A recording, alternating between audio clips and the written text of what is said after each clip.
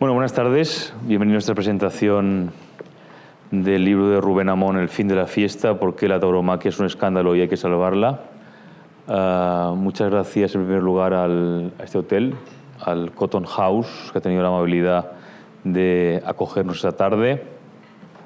También a la editorial, a Debate, y a su editor, Miguel Aguilar. La verdad es que yo quisiera empezar diciendo que estoy aquí por razones un tanto extemporáneas, porque no soy un aficionado a los toros, no soy un gran defensor de la fiesta, tal y como se define habitualmente. Yo estoy aquí sobre todo por dos razones. Una es porque me lo ha pedido un amigo, que es Miguel Aguilar, el editor, que cuando me habló de este libro me dijo literalmente que había poco entusiasmo, con su delicadeza habitual, en esta ciudad, Barcelona, por presentar este libro. Entonces a mí me irritó muchísimo ese poco entusiasmo. Me parece que una ciudad como Barcelona no se puede hablar de un libro escrito por un periodista tan culto y tan sensato como Rubén Amón. Me parece que es un empobrecimiento en toda regla y algo muy lamentable. Y en segundo lugar, porque el fenómeno de los toros, el fenómeno de la tauromaquia, me interesa, aunque yo no sea un aficionado. Lo era mi padre y sobre todo mi abuelo. Yo vi muchas corridas de pequeño en televisión y, en fin, historias legendarias de toreros, de la juventud de mi abuelo estudiando medicina en Madrid.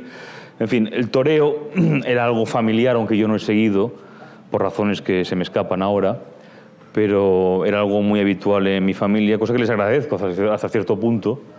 Y agradezco que fuera el toreo y no el fútbol, que detesto con todas mis fuerzas y que me gustaría que desapareciera, pero que no he encontrado ningún tipo de asociación, digamos, antifutbolística suficientemente acreditada como para seguirla. Y en cambio el toreo quedó como un recuerdo de familia, aunque no he seguido nada al respecto. Pero sí, a través también de Miguel, a través de otro amigo aquí también presente como Alex, que es un gran aficionado y que me ha tratado muchas veces de convencer de la maravilla que es el toreo. Y cuando supe esta iniciativa, pues no dudé en ayudar a este amigo, a Miguel Aguilar, a presentar este libro en Barcelona, una ciudad que se ha declarado, como sabemos, antitaurina desde el año 2011, creo recordar, ¿verdad? Pero es una ciudad que tuvo, como comentábamos ahora, 3 plazas de toros. Tuvo, es decir, una ciudad con una grandísima tradición taurina y que además decidió prohibir los toros, la tauromaquia, no por razones animalistas o ecológicas, sino por razones, como sabemos, puramente ideológicas. Es decir, se decidió prohibir la tauromaquia en Barcelona porque se identificaba con lo español. Y como sabemos, Barcelona se definió antitaurina porque no podía definirse directamente como antiespañola. Ya sabemos todos los argumentos espurios que ha tenido siempre el nacionalismo para tratar de desembarazarse de lo que ha sido la naturaleza social de esta comunidad desde hace muchísimos años, y algo que tampoco es ningún secreto, a mí me ha sublevado desde hace muchísimo tiempo, y por eso he querido hacer esta presentación. También porque ya sabía, antes de leer el libro, que Rubén Amón no haría una defensa estúpida, idiota, nacionalista de lo que se llama la fiesta nacional. Es decir, que no se habría dejado contagiar de ninguna manera por lo que es normalmente la retórica inflamada de la ultraderecha o de la derecha, que suele contraponer los argumentos cada vez más débiles y pobres de la izquierda postmaterialista, hablaremos de eso, con una especie como de exaltación identitaria española, que tampoco ha sido el objeto nunca de Rubén Amón en su trayectoria periodística, ni como comentarista político, ni por supuesto como comentarista de toros. Luego, cuando leí el libro, comprobé que efectivamente me interesaba incluso más de lo que esperaba. Es un libro que está hecho con muchísima cultura, con muchísimo arrojo, con mucha valentía, con mucha lucidez.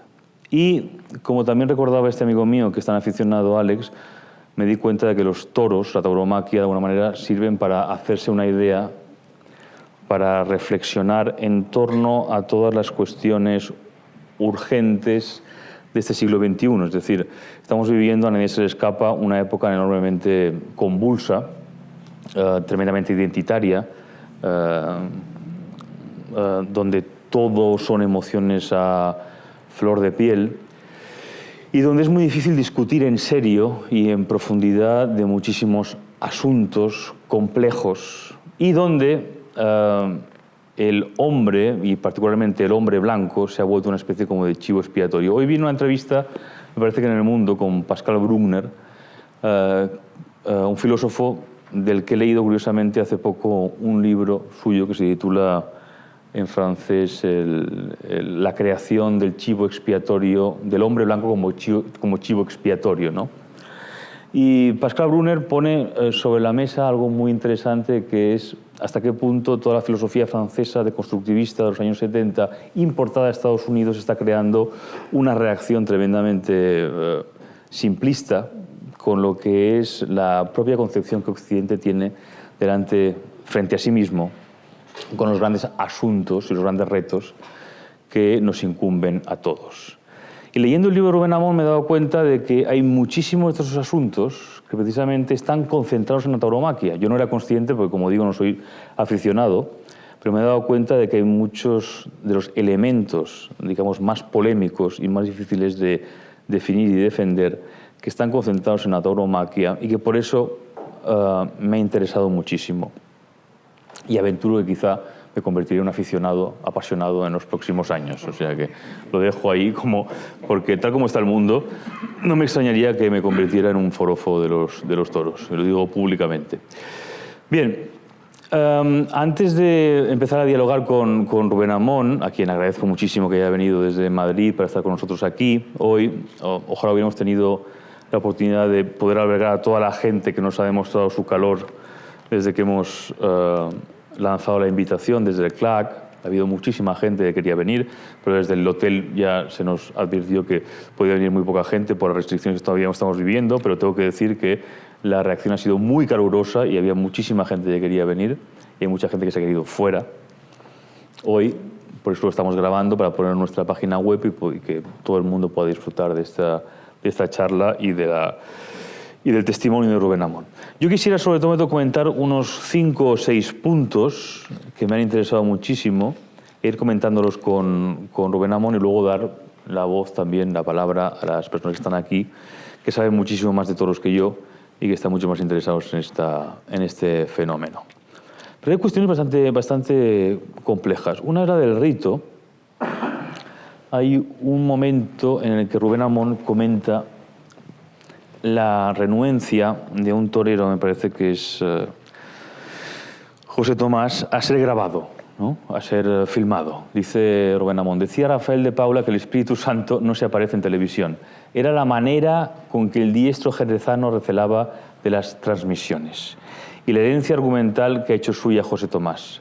Quien quiera verlo, que vaya a la plaza. Quien quiera verlo, que vaya a la plaza. El dogmatismo proviene de la convicción del misterio. La tauromaquia es un rito de comunión. Y la forma absoluta de representarlo consiste en la concelebración de la plaza. Las cámaras tergiversan la ceremonia. La subjetividad del realizador tiraniza la experiencia. Hay un director de orquesta, del que soy, como saben todos mis amigos, muy devoto, que se llamaba Sergiu Celibidache, que era el gran azote de la tecnología, el gran odiador de las grabaciones, el anticarayan, para así decirlo, que decía que la grabación es la fotografía de aquello que no puede fotografiarse. Y eso es alguna idea muy potente, discutible si queréis, por supuesto, pero que hemos perdido completamente en el mundo del siglo XXI. Y es la experiencia. La experiencia, Celibidache decía en alemán Erlebnis o Erfahrung, la Erlebnis, que es vivencia en castellano, ¿no? Que es algo que realmente... Yo solo he estado una vez en una corrida de toros con José Tomás, porque me llevó este amigo Alex, que no fue una gran tarde, porque además fue muy difícil matar al toro y yo lo pasé un poco mal. Pero es verdad que la experiencia es insustituible. Incluso mi mala experiencia, por así decirlo, fue absolutamente insustituible. Y eso es algo tremendamente potente y cada vez más trascendente y con mayor valor en el mundo que estamos viviendo y que estamos configurando, creo yo. Y me parece que es algo que la ritualidad, la experiencia de lo sagrado, que al fin y al cabo el teorema de la tauromaquia tiene mucho que ver con eso, es algo que Rubén Amón pone de manifiesto a lo largo de todo el libro y es algo que me ha gustado mucho en su estrategia de defensa o de poner de manifiesto cuáles son las virtudes de la tauromaquia. Por eso digo que me parece una estrategia muy, muy inteligente. Luego hay otra cuestión todavía más compleja, que es la cuestión de lo humano. Hay un momento en que Rubén Amón cita a Víctor Gómez Pin, que es un filósofo de esta ciudad, de Barcelona, que ha teorizado también en torno a la tauromaquia, y cita esto, dice: ninguna exigencia de subsistencia mueve al torero, aunque él mismo crea que es así, escribe el filósofo Víctor Gómez Pin. El motor de su tarea es una radical confrontación consigo mismo, y para esta confrontación necesita un animal que no está llamado a alimentar al hombre, aunque por añadidura también tenga ese destino. Tampoco a servirle como instrumento para la subsistencia, y menos aún a ser un paliativo para la ausencia de compañía humana. ¿Llamado pues a qué? Llamado a que el hombre puede cumplir su función de mostrar en acto que la vida y la subsistencia no lo son todo, que lo importante es ser reconocidos como los demás, como plena y radicalmente humano. Y es un asunto que es cada vez más urgente, la cuestión de lo que es lo humano. Estamos viviendo una especie como de transformación de la naturaleza, una especie como de enorme Disneylandia, que es absolutamente ridícula y peligrosa, por una parte. Luego es verdad que hay otra toma de conciencia y de consideración de lo que es la relación del hombre con la naturaleza y con los animales, que puede ser muy seria. Antes hablábamos con Rubén, antes de venir aquí, de Coetzee, por ejemplo, que es un escritor muy prácticamente franciscano con respecto a su relación con los animales y con lo que ha sido tradicionalmente la relación del hombre con los animales, que es muy seria. Pero es verdad que toda relación con los animales, toda reformulación de la relación del hombre con los animales pasa por una consideración ética y moral muy profunda y muy honda. No podemos olvidarnos de eso. Y para empezar, y lo que la tauromaquia pone de manifiesto, me parece a mí, es no podemos olvidarnos de lo que es el hombre. Hay un helenista suizo extraordinario que murió hace poco, que se llama Walter Burkert, que tiene un libro que se llama Homo necans, que quiere decir en latín el hombre que mata. El Homo sapiens es el Homo necans también, el hombre que mata. Es decir, el hombre se constituyó también a través de su relación con la muerte y con su capacidad de matar. Y eso no ha desaparecido. Es decir, por mucho que lo queramos disfrazar ideológicamente, no ha desaparecido. Y nosotros seguimos siendo eso, ¿verdad? Comentábamos también la idiotez, por ejemplo, del municipio de Olot, que se ha declarado antitaurina y amiga de los animales, ¿no?, contra el toro, pero que ejecuta a 14.000 cerdos diarios, ¿no?, frente a los 2.000 y pico de reses bravas que mueren en las plazas en una temporada, ¿verdad? ¿No? Esa hipocresía tremenda es lo que realmente esconde nuestro propio reflejo frente a lo que verdaderamente somos. Por mucho que queramos reprimir y prohibir las corridas, no acabaremos con nuestra propia imagen, que es una imagen a veces muy siniestra y muy difícil. Y como dice Rubén Amón, en un momento que me gusta mucho, por mucho que queramos ser racionales, no esconderemos nuestra también pulsión irracional. Y eso tiene mucho que ver con lo sagrado. Y Walter Burkert, este helenista que he citado, era particularmente sensible a esa cuestión. Y cuanto más ocultemos eso, más la violencia se recrudece y además apareciendo con manifestaciones completamente inesperadas, ¿verdad?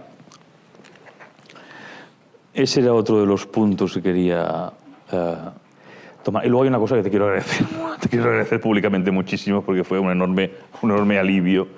Pero un enorme alivio de verdad, te tengo que decir. Digo, madre mía, qué maravilla encontrarme esto aquí. Escribí a Alex para decírselo, que es lo de Goya. Lo de Goya, hace 2 años se hizo una exposición, una de las mejores que he visto en mi vida, hay que decir, de los dibujos de Goya en el Prado, ¿no? Una exposición extraordinaria, de verdad.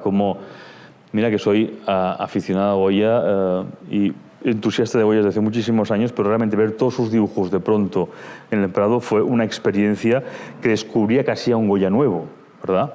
Una exposición maravillosa. Pero esa exposición que vi con Félix de Azúa, salimos los dos indignados porque lo que comenta aquí exactamente Rubén Agón, con mucha valentía, que tengo que decir, con mucho valor. Dice, ejemplo, dice, los conservadores Mena y Matilla, Manuela Mena y José Manuel Matilla, que son grandes eruditos en Goya, por otra parte, conocen mejor a Francisco de Goya de cuanto lo hacía su propio jardinero.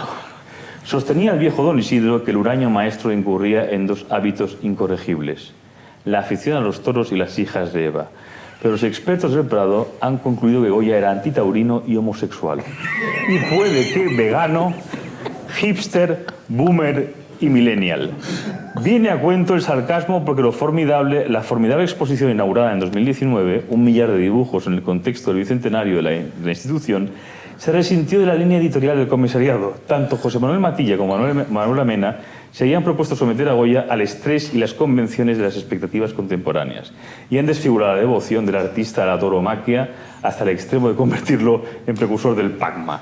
Y es absolutamente cierto. Las cartelas de esa exposición eran demenciales, pero de una deshonestidad intelectual que no se puede creer, señores, y hay que denunciarlo con toda nuestra fuerza. No eran periodistas sobrevenidos de una generación de jóvenes despistados, no, eran señores expertos en Goya que decidieron plegarse a la sensibilidad periodística contemporánea más absurda. Es decir, convertir a Goya, que era un absoluto devoto de los toros, también hablaba mucho con Alberto Jiménez Troyano, que es un gran especialista en Goya y gran aficionado a los toros, y es que no lo podíamos creer. Es decir, ¿cómo se puede jugar con eso? Es decir, engañar al público de esa manera tan tremenda y hacer pasar a Goya nada menos que como antitaurino. Es decir, es que las cartelas decían, es que Goya aquí está expresando el dolor del animal, el sufrimiento, y es un precursor de cómo... pero por favor, pero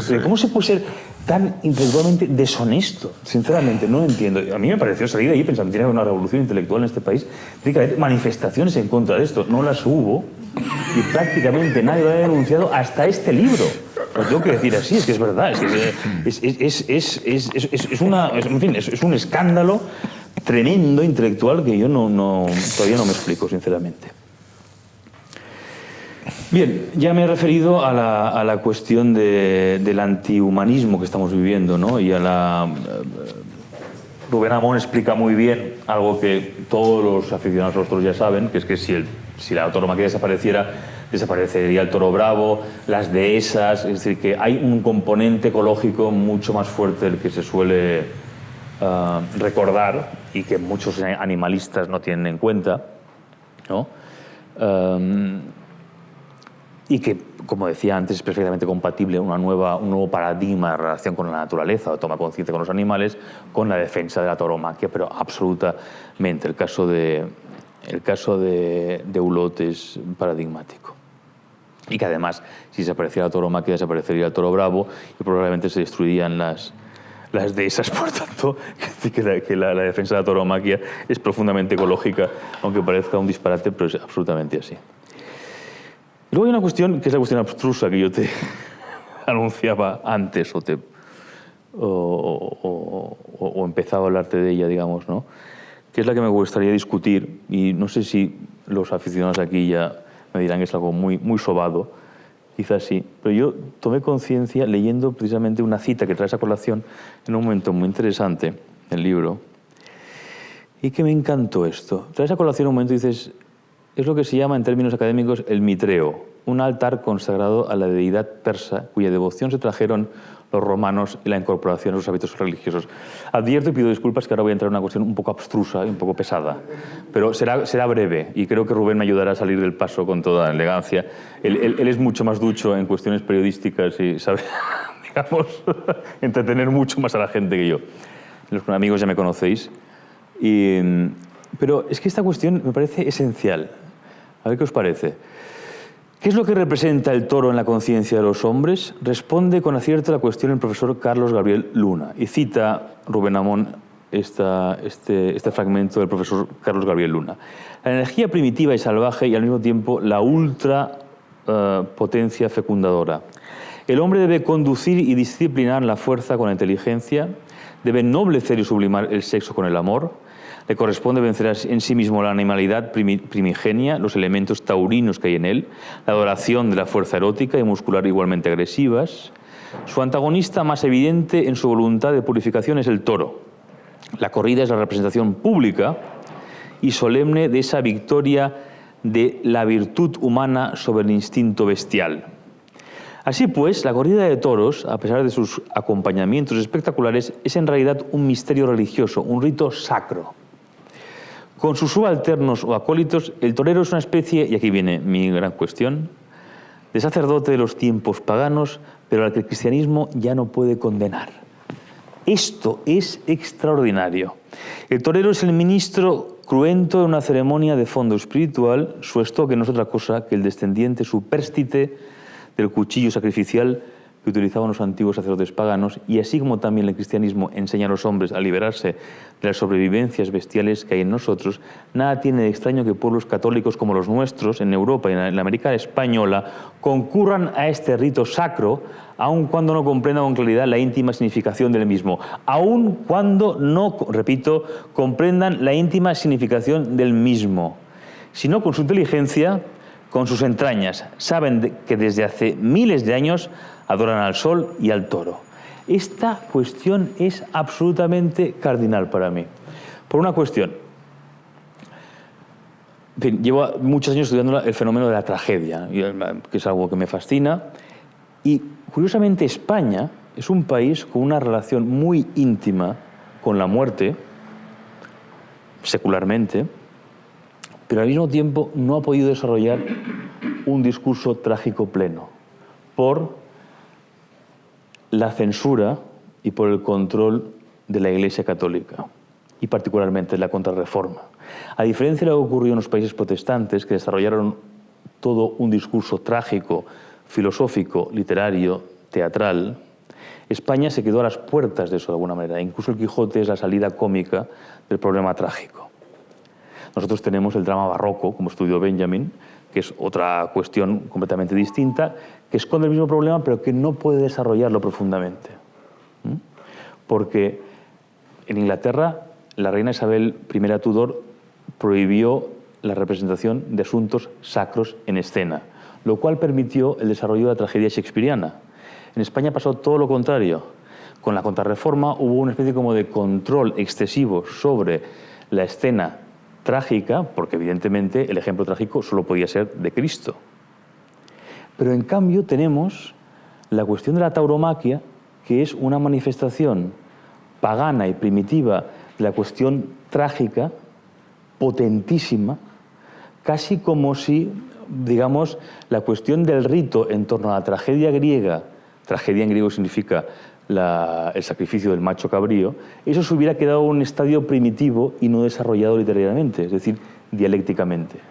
Entonces, de pronto, que en un país como España, profundamente influido por, determinado por la Contrarreforma y por el catolicismo, se dé un fenómeno como la tauromaquia, que es un fenómeno en su esencia profundamente trágico.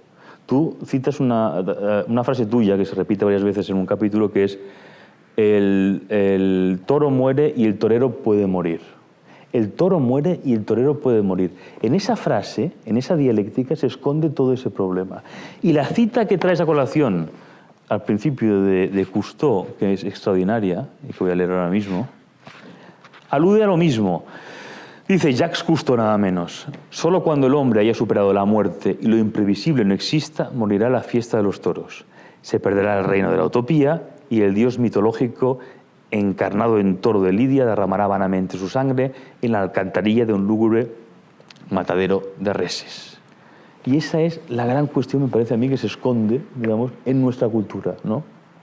Que nosotros, los españoles, siendo custodios de una idea trágica conservada por el catolicismo y por el cristianismo, la misa, por supuesto, es toda una escena trágica que dibuja toda una vida trágica, pero concentrada en un solo personaje, que no ha permitido nunca que eso se emancipe de esa idea, tenga al mismo tiempo como un resto primitivo, primigenio, trágico, profundamente trágico. Le contaba ahora a estos amigos que después de leer tu libro me puse a buscar, como os decía, corridas en internet, casi no encontré. Pero encontré una en televisión española maravillosa en San Sebastián, en esta plaza cubierta, todavía con el rey Juan Carlos, en el año 2015, así, con José María Manzanares, y me sorprendió muchísimo, lo que más me impresionó fue la salida de los toreros al ruedo y la seriedad. Yo que no soy aficionado, para vosotros supongo que es algo muy habitual, evidentemente, pero la seriedad. No había ni una sola sonrisa, ni una sola concesión a las cámaras. La seriedad terrible de los toreros, porque claro, saben que pueden morir o que pueden acabar tetraplégicos o heridos mortalmente, en fin. Y eso me pareció de una extraordinaria trascendencia, y más todavía en el mundo en el que estamos. No sé si quieres comentar ya algo de todo esto que estoy diciendo. Como si fuera el autor, ¿no? Voy a fingir que soy el autor. No, me siento como en la lección de anatomía de Rembrandt, ¿no? Diseccionando el libro, pero con muchísima inteligencia, y te agradezco los comentarios porque vienen de una persona humanísticamente construida, y además creo que expresándolo de esa forma me congratulo de mí mismo, porque sugerir estos debates formaba parte de las intenciones del libro, ¿no? El libro en realidad no es un libro de todos, y en realidad el libro está dedicado al público laico. Claro. Me refiero a laico en el sentido de que no tiene una posición ni beligerante en contra, ni decisivamente o definitivamente entusiasma a favor, ¿no? Precisamente porque el libro trata de ser un espejo de la sociedad a través de todo aquello que la escandaliza. Y nada más escandaloso que la muerte, ¿no? Claro. Y nada más grave, ¿no? Fíjate que has hablado de esa cita en la que se menciona que, aún no comprendiéndolo, ¿no? Yo creo que la clave, la cuestión central es el misterio. Y el misterio se vive y se siente, pero no se comprende. No puedes alcanzar a comprenderlo, eres melómano, y eso sucede con la gran tragedia wagneriana igual, ¿no? Totalmente. La capacidad de no necesitar entenderlo, sino vivirlo, experimentarlo. Y creo que el gran tabú de nuestra sociedad, si quieres hablamos de este asunto, sí, es la muerte. Y cómo hemos decidido esconderla, y cómo denigramos todo aquello que nos la recuerda, empezando por la vejez, a no ser que la vejez nos exponga a un anciano que es capaz de subir un 8000 o realizar proezas que lo convierten en realidad en un falso anciano, ¿no? Creo que la distancia que hemos tomado con la decadencia y con la decrepitud nos retrata como sociedad infantil. ¿Y cómo no va a escandalizarnos la tauromaquia si el centro de gravedad es la Eucaristía y el centro de gravedad es la noción de la sangre, del sacrificio y de la muerte? A mí me gusta mucho esta escena alegórica de la Plaza de Toros como media luna que asemeja la cornamenta de un toro en la división perfecta del sol y la sombra, y cómo a medida que transcurre la lidia de los toros y se van muriendo, la sombra le gana al terreno a la luz y llega a la oscuridad por completo. Que vivamos esto desde un punto de vista lúdico no es más la expresión liberatoria con que celebramos la corrida de toros. Otra vez en el plano instintivo. Yo creo que la tauromaquia tiene un aspecto lúdico, instintivo, irracional, que es lo que hay que celebrar, y que no despierta la menor impresión morbosa. No gozamos con la muerte de un animal, no tenemos una relación fetichista con lo mortal. Simplemente asistimos a un acontecimiento extraordinario con el que nos comunicamos tan instintivamente que el ole sale a la vez sin director de orquesta ni Cheleida, que hubiera conseguido esto, ¿no? Que hubiera construido sí, totalmente. a su vez el momento, ¿no? Y yo creo que la noción de la gravedad es la que convierte en ridícula la expectativa de la corrida de toros incruenta, que es una contradicción, como lo sería la misa sin Eucaristía, ¿no? No puede llegar la ceremonia a su momento culminante y el párroco decir, perdón un momento, vamos a ahorrarles este pasaje, que es el más doloroso, aquí no se derramó una gota de sangre, ¿no?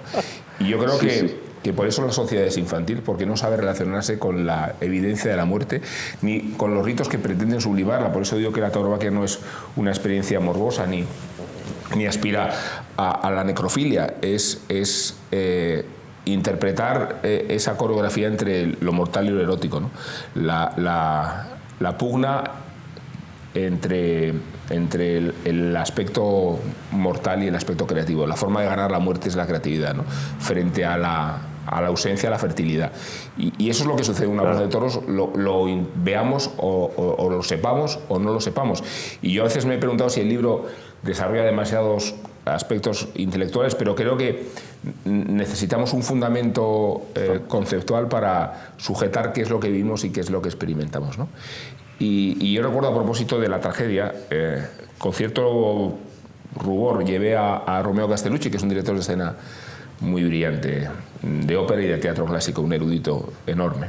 Hizo aquel montaje de Moisés y Aarón con el toro enorme, que los animalistas también se lo discutieron, porque bueno, el toro vivía en las cuadras del Palacio Real, y te maravillaría el trayecto, porque lo acompañaba el criador cruzando el Palacio Real y llegando hasta el teatro en una especie de rito celiriano formidable, ¿no?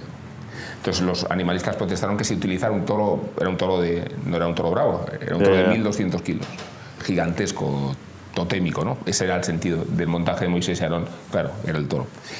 Y los animalistas trataron de boicotear el acontecimiento porque decían que al toro se les maltrataba. Bueno, no sé si es maltrato escuchar Schoenberg para el toro 2 horas, pero que igual sí, ¿no? Pero demostraba la experiencia cuando llegué a Castellucci la perfecta comprensión de lo que estaba viendo.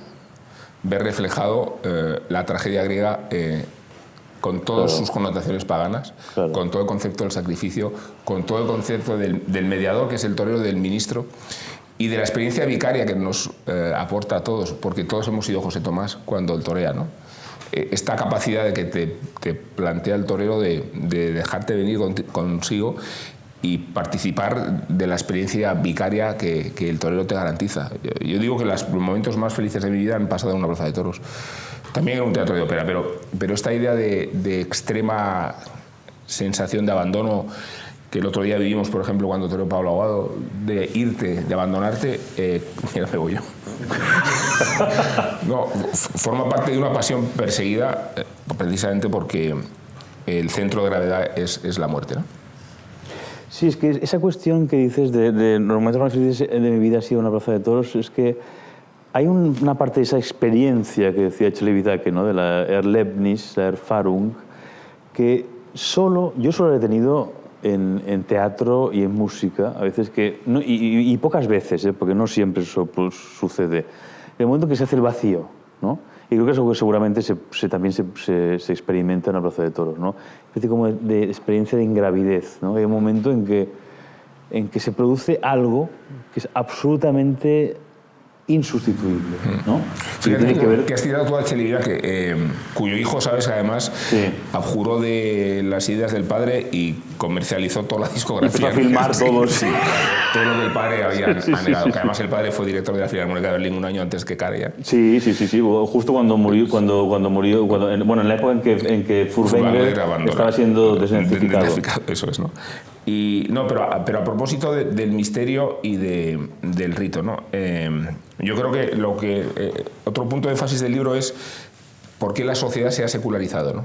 Y por qué este dogma de lo igualitario, de lo equitativo, que en el ámbito de los derechos es perfectamente legítimo, se traslada a la homogeneidad de una sociedad que no admite ni a la jerarquía ni la diferencia, ¿no? Exacto. Y pongo ejemplos mucho más prosaicos de los que podrían utilizarse para exponer que lo que connota al ser humano en su mayor grandeza es precisamente lo superfluo, lo innecesario. Yo vengo diciendo que el mayor acontecimiento cultural del año ha sido el funeral del duque de Edimburgo. Sí, es verdad, yo lo he dicho, ¿verdad, amigos? Entonces, cuando nos preguntamos ¿para qué sirve la monarquía? En primer lugar, para nada, afortunadamente. Y en segundo lugar, para esto, o al revés. Me refiero a la capacidad de sugestión que puede originarse a través de un rito, ¿no? Claro. Y de una liturgia que, en el caso de la muerte del duque de Edimburgo, en su sobriedad, en su la música creatividad, era simplemente fascinante. No había ni que ser británico para vivirla para disfrutarlo, con esa conmoción, ¿no? Y yo, ya que hablamos de Inglaterra, pondría el ejemplo de Wimbledon, que tiene como peculiaridad que también se juega sobre hierba, se viste de blanco obligatoriamente. Y Y precisamente por eso es el torneo más importante del año, ¿no? Y del circuito. Y por la misma razón, la sociedad cree que por vestirse igual se homogeneiza, al mismo tiempo se iguala, ¿no? Totalmente. Y los toros vuelven a demostrarnos otra vez la expresión de lo superfluo, en el mejor sentido de la palabra, de lo innecesario en el mejor sentido de la palabra, y del aparato litúrgico que exponen, que es un híbrido de la herencia grecolatina con todos los rasgos de la cultura judio-cristiana, porque un torero se viste de nazareno y oro, o se viste de gran poder y oro, o de gran poder y plata, porque la Verónica emula el lance en que la Verónica ofrece su manto para secar el rostro de Cristo, y porque todo nos recuerda a lo religioso, ¿no? Es un ritual, es una liturgia de profundísima densidad. ¿Cuál es el origen real de la tauromaquia? Porque yo durante muchos años creí la cuestión mítica de que venía de Creta, pero parece que no es verdad. Que viene exactamente, viene del circo romano o viene de... Bueno, hay muchas teorías, ¿no? Veamos, o sea, yo creo que el origen de la tauromaquia es el toro, y esto parece una obviedad. Y has mencionado antes el mitreo, ¿no? Que por otro lado se encuentra en los fundamentos de cualquier templo romano contemporáneo, digo cristianizado, ¿no? Hay una iglesia en particular cerca del Coliseo que a mí me gusta más que ninguna, que es San Clemente, porque se llama San Clemente, pero encima una vez consolidado el templo del Renacimiento al Barroco, debajo está el templo medieval, más abajo hay un estrato con el templo paleocristiano, y en el fondo del templo está el mitreo. Está el mitreo, sí. Me lo he visto como la imagen de Mitra sacrificando al toro, ¿no? Extraordinario. Y eso está en casi todos los templos romanos. Bueno, digamos que los romanos se traen este sacrificio, que lo hacían de una forma muy cruenta y que hoy no la veo muy admisible. Se colocaban debajo del animal. El taurobolio, sí, ¿verdad? Lo abrían y se bañaban en sangre. Esta idea que después yo he visto reproducida en un acontecimiento memorable que menciono en el libro, que es la almadraba, la captura de los atunes en el mar de Sicilia, en esa piscina de sangre. Sale una película de Rossellini, ¿no? Sí, exacto. Sí.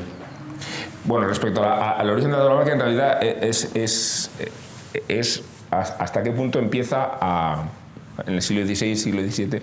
Si no nos vamos a épocas anteriores, porque los Juegos del Toro, la celebración de fiestas, la consagración de bodas en plazas mayores a iniciativa de la aristocracia.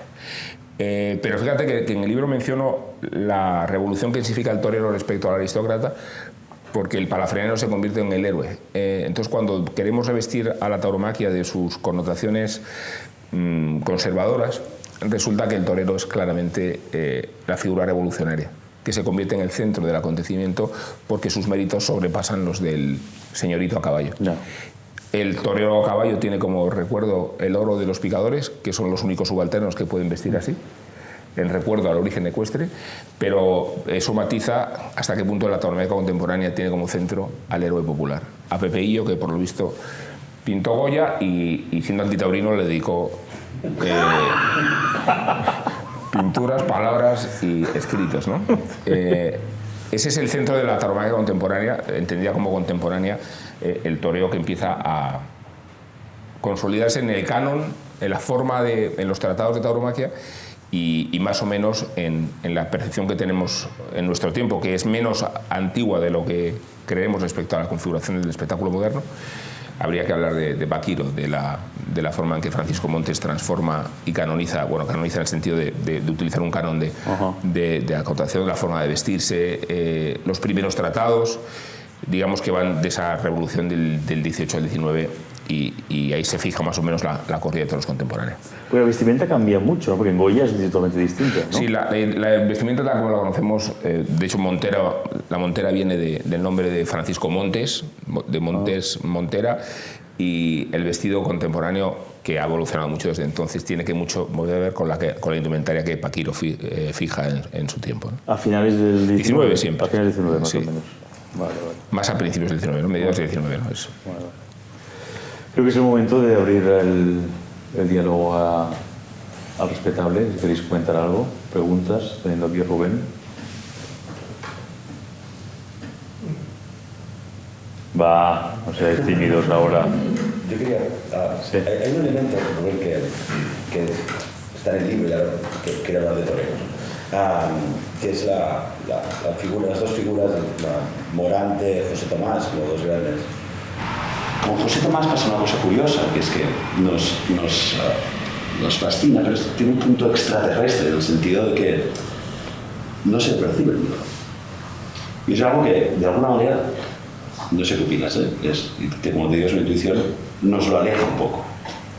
Es decir, es fascinante lo que puede pasar, pero con José Tomás digo, pero la emoción que puede en un momento determinado, solo en un momento determinado, transmitir Morante, gracias a que puede bascular entre la peor faena de la tarde y el gran momento, porque me ha parecido percibir en él, y incluso creo que lo ha comentado, que tiene miedo.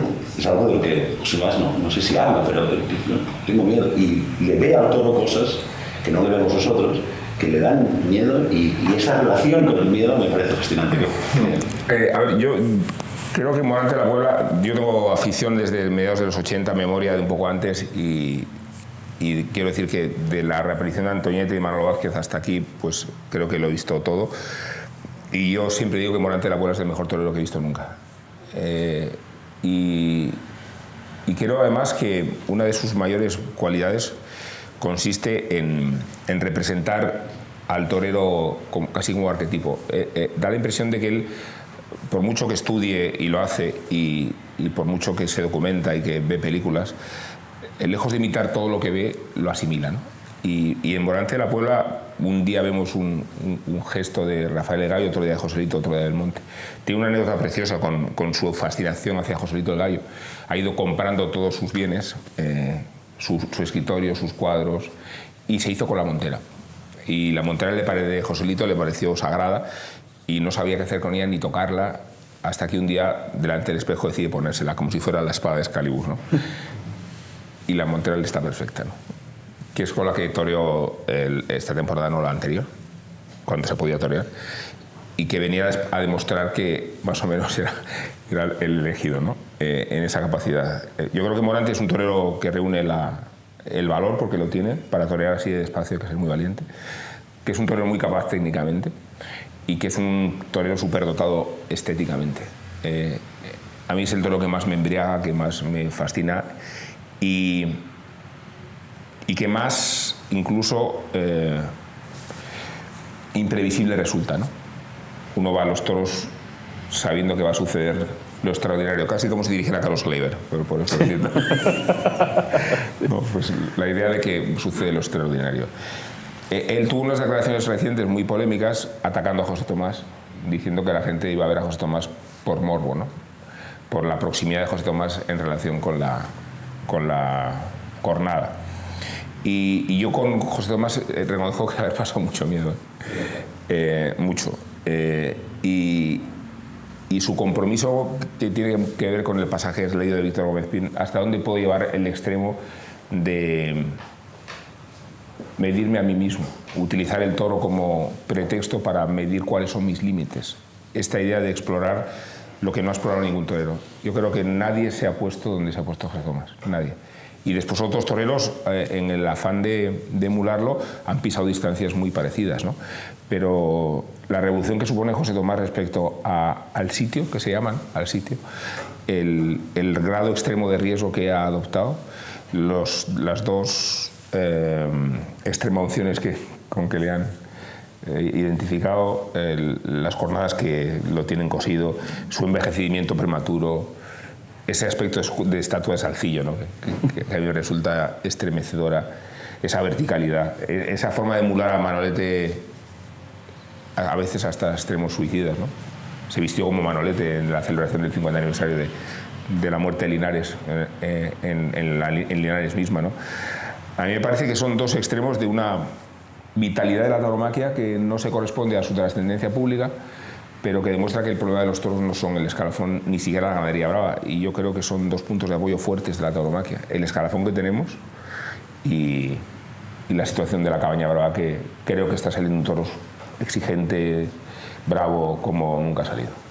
Y esa es una cuestión que te quería comentar, porque me sorprendió. Yo recuerdo a mi abuelo, que era además aficionado a mí, que decía que los toros estaban, supongo que es un tópico, que ha sido un tópico durante un tiempo, durante unos años, que estaban en decadencia porque cada vez eran menos bravos, porque la ganadería era cada vez más deficiente.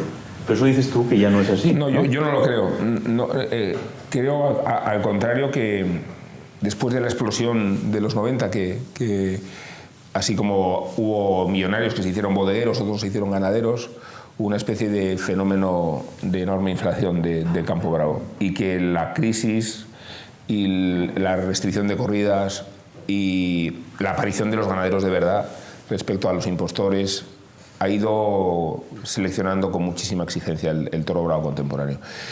Hay ganaderías que tienen fama todavía de comerciales, todas que se derivan de la familia Domecq, y yo creo que es una injusticia respecto a la exigencia del toro que está saliendo hoy. Y creo que habrás visto en el libro, cuando yo menciono los aspectos medioambientales, ecologistas, son argumentos que yo utilizo para los detractores, no para mí. Claro. Porque yo no tengo que pedir perdón porque me gusten los toros, ni tengo que dar explicaciones finalistas. No me importan los puestos de trabajo, no me importa el bien medioambiental, no me importa su expresión ecológica, no me importa la dehesa. Me refiero a que no las considero los puntos de apoyo para defender la tauromaquia, ¿no?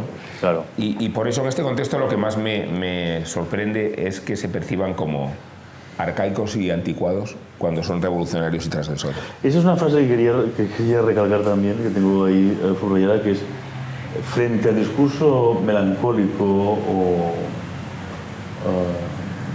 derrotista, de retirada, tú dices que la tauromaquia es vanguardia.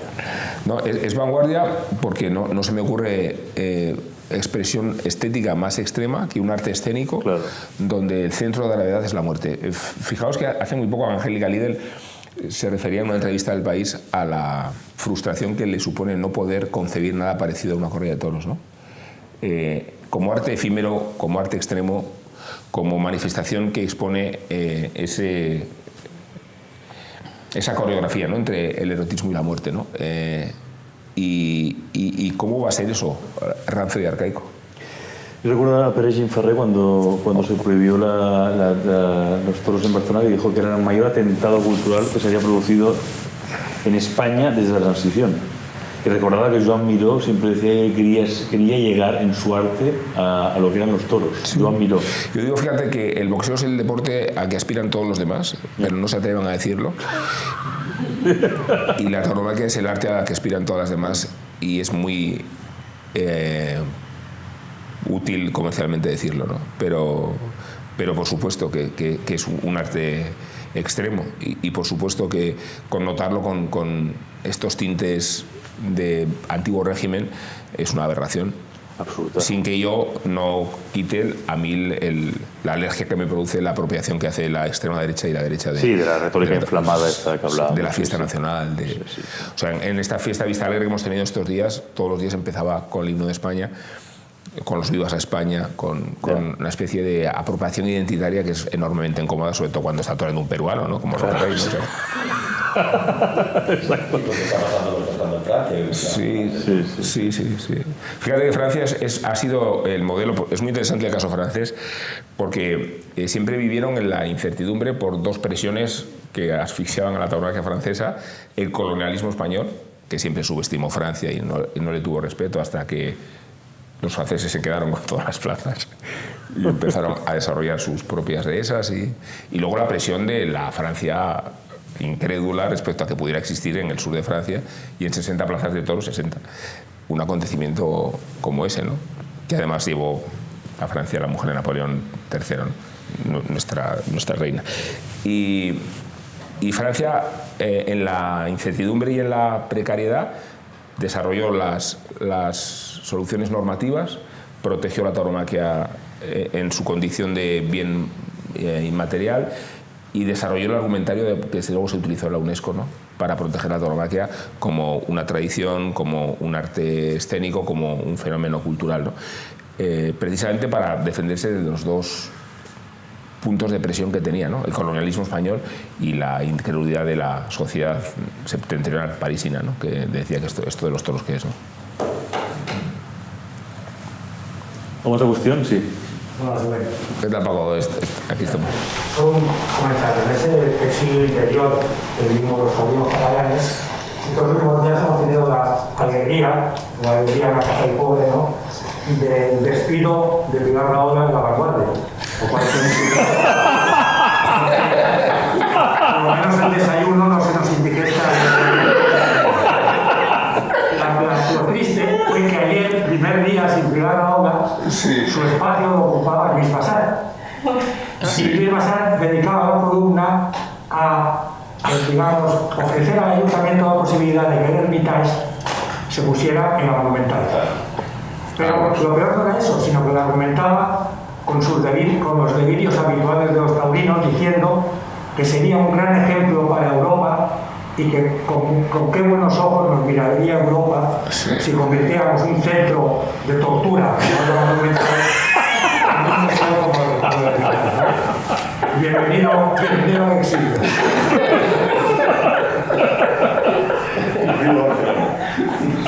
Me parece buenísimo. Sí. De todas formas, hoy la autoridad portuaria le ha dicho que los terrenos van a ser del puerto de Barcelona. Bueno, pues... A lo mejor despertó la curiosidad y me dijo, no, antes de que la idea de Bassat tenga éxito. No, a mí me impresiona mucho la paradoja de Cataluña respecto a la tauromaquia con la anécdota que siempre cuento, que me parece la más ilustrativa de todas, ¿no? Cuando la cuadrilla de Pedrés saca en la caja de los castoreños de los picadores Viridiana para que se pueda estrenar en Cannes, sabiéndose que a los toreros no le miraban el equipaje, ¿no? Sí. Iniciativa, por cierto, de Domingo Dominguín, que produjo la película y que cobijó en su casa a toda la inteligencia comunista de la resistencia en Madrid, en su casa de Ferraz, ¿no? Para que digamos que los toros son fachas. Sí, claro. Y esa interpretación de los toros como algo español para oponerse, primero degradando cualquier principio animalista, porque sabemos que los espectáculos callejeros perviven y no parecen un ejemplo de civismo animalista, ¿no? Y después por identificar en el toro el enemigo, que es el discurso que ha ido contagiándose desde la progresía a América, porque América nunca interpretó los toros como un fenómeno colonialista, hasta que la cultura neobolivariana la ha adoptado de esa manera, ¿no? Ah, sí, es por eso. Y el punto de contacto es el mundo de Pablo Iglesias y de Podemos como referencia a cuidado que esto es español. Hay ese nacionalismo que ha surgido en Ecuador, en Colombia, no digamos en Venezuela. En Venezuela ya no hay toros, y yo he llegado a tiempo de ver toros en el circo de Caracas. Forma parte del rechazo a los toros como colonialismo identitario, que va contra la naturaleza cultural de América Latina, porque todo el fenómeno independentista de América tiene dos raíces, la sanmartiniana y la bolivariana. La de Simón Bolívar. Claro. Y la de Simón Bolívar, toda la América de Simón Bolívar se hizo taurina y la otra no. Pero los toros se asimilaron como rasgos propios. Estamos celebrando 30 años de las proezas de César Rincón, sí.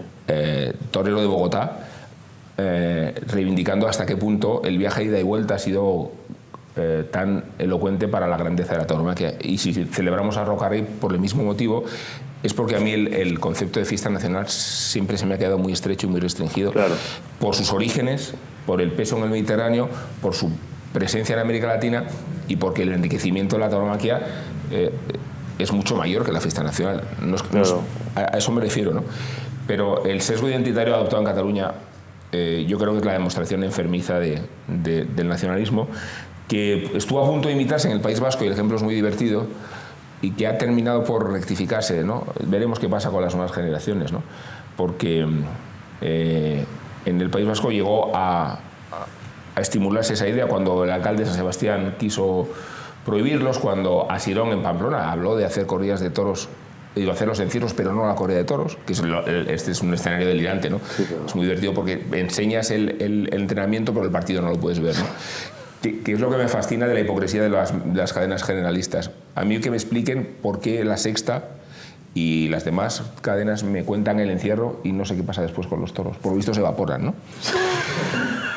Eso tiene que ver, y este es un punto muy interesante de la sociedad contemporánea, primero de la democratización del héroe, ¿no? Yo cuento en el libro que para ser héroe hoy hay que hacer muy poco o incluso nada, ¿no? Porque hemos sido héroes por quedarnos en casa durante la pandemia, ¿no? Exacto, sí. Héroes. Sí, sí.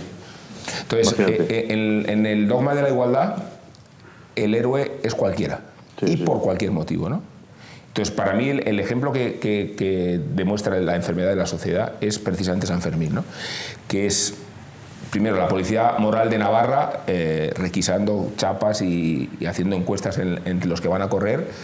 Se impregna el recorrido de antideslizante. Los bueyes ahora se apoderan del encierro para que los toros vayan protegidos, no vaya a haber alguna cornada. Cualquiera que corra sale en las cámaras de televisión y puede presumir con su camiseta que está cerca de la manada.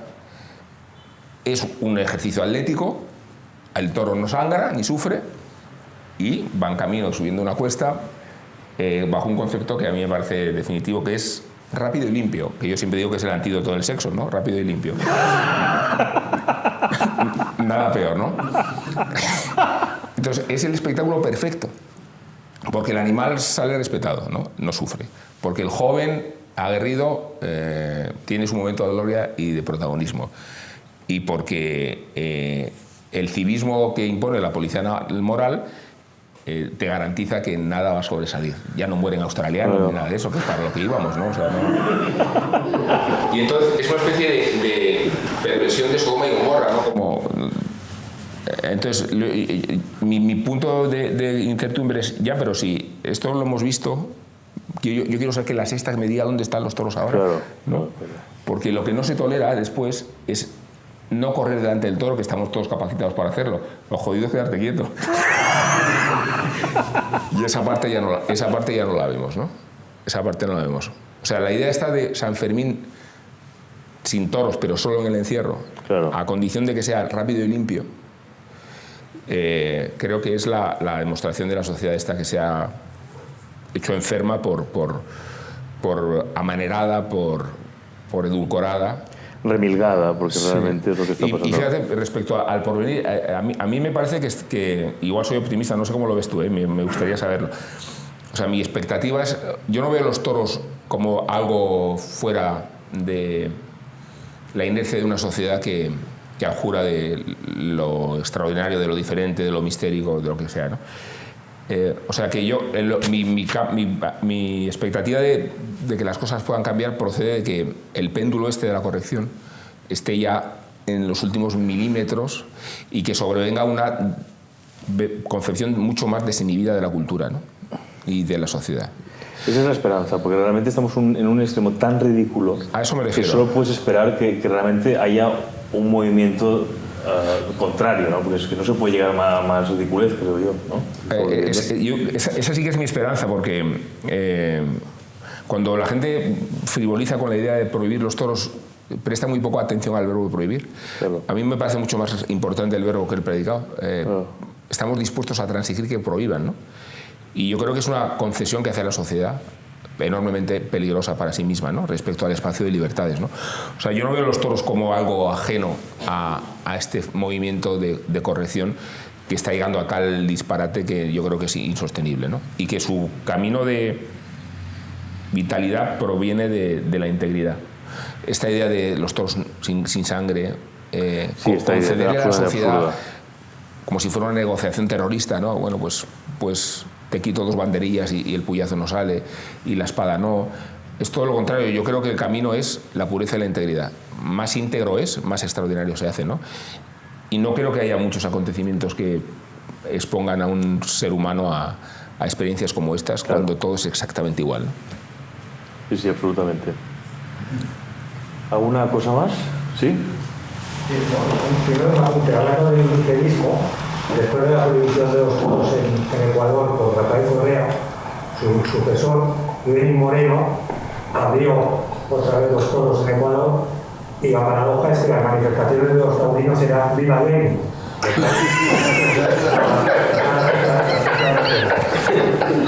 Y en otro de tú ahora que llevas con las retransmisiones en Canal Toros, ¿no? Se está produciendo una cosa que yo creo que puede ser perjudicial en este fin que no queremos final que no queremos de la fiesta, ¿no? En tiempos además que cuesta muchísimo desplazarse por los factores de tal como está el tema de los desplazamientos, resulta que hay como un movimiento cada vez con más toreros importantes, empezando por Roca Rey, de no querer televisarse, o por lo menos espaciar muchísimo las apariciones en televisión. Sí. Yo creo que, no sé cómo puedes ver tú, estando desde dentro del medio y cómo puedes repercutir en un momento además tan delicadísimo como el actual. Bueno, hablabas antes del misterio. Toda la doctrina de José Tomás se ha venido abajo del misterio desde que existe esto, ¿no? Yo me acuerdo que su condición para torear en Granada y en Algeciras, una de las últimas que toreó, era que no hubiera televisión. Pero al llegar a la plaza se encontró con 13.000 personas así. Ah, claro. Profanando el misterio. Además esto lo puedes transmitir en directo, o sea, esto es... Sí, es verdad, sí, por Periscope, en directo, versiones así, todo tembloroso. Entonces, dando por hecho que el móvil es el fin del misterio respecto a la capacidad de ultraje que tiene, ¿no?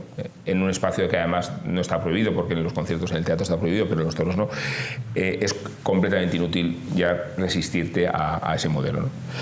Y en lugar de eso creo que es mucho más inteligente admitir, aunque haya un criterio tiránico, una realización homologada de cierta calidad que venga a corregir los disparates que cometemos los civiles utilizando el móvil como si fuéramos Kubrick, ¿no? Porque además puede tener una realización extraordinaria los es que toros. Yo recuerdo en casa lo impresionante que es ver toros filmados también. No, la parte cenital que nunca ves desde la plaza. La ¿no? realidad es que, de hecho, el Canal Toros cuenta con un realizador que se llama Víctor Santa María, que es un dramaturgo en realidad. No te cuenta el espectáculo, es verdad, subjetivamente, pero desde una calidad y desde una fórmula que al torero le conviene. Y decías, Paco, de los toreros que no quieren televisión. Ojalá pudiéramos permitirnos renunciar a la televisión porque las cadenas generalistas ya no se ocupan de la tauromaquia. Y el Canal Toros tiene una cifra de abonados que no voy a confesarla aquí. Bueno, sí la voy a confesar. Actualmente tiene 25.000 abonados, ¿no? ¿Piratas? El doble. Bueno, el doble, pero no es nada. 50.000 es la Plaza de México llena, ¿no? Bueno. Quiero decir que la idea de que los toros están pervirtiendo nada tiene que ver con una concepción completamente desfasada de la realidad.